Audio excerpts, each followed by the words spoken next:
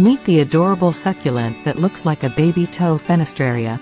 Fenestraria is a fascinating plant that is beloved by many for its unique and striking appearance. Commonly known as the baby toes plant, Fenestraria is a genus of succulent plants that are native to the arid regions of southern Africa. Fenestraria plants grow in clumps and can reach up to 3 inches in height. The leaves are green and cylindrical, with a pointed tip and a translucent window-like area on the top surface. Caring for Fenestraria plants is relatively easy, as they are low maintenance and can thrive in a range of conditions. Fenestraria plants prefer bright, indirect sunlight. They should not be exposed to direct sunlight because it will destroy their leaves.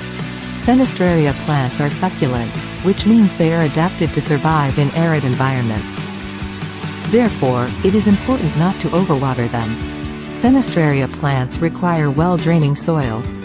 Cactus soil mixed with perlite or sand works great. Fenestraria plants prefer warm temperatures, between 60 and 85 degrees Fahrenheit, 15 and 29 degrees Celsius. Fenestraria plants can be propagated by division or leaf cuttings. To propagate by division, gently remove the plant from its pot and carefully separate the offsets from the parent plant. To propagate by leaf cuttings, remove a leaf from the plant and allow it to callus over for a few days. Once it has become calloused, plant it in well-draining soil and water sparingly. Whether you are a seasoned succulent enthusiast or a beginner gardener, Fenestraria plants are a great choice for anyone looking to add some diversity and charm to their indoor or outdoor space. Please visit asucculent.com to read more.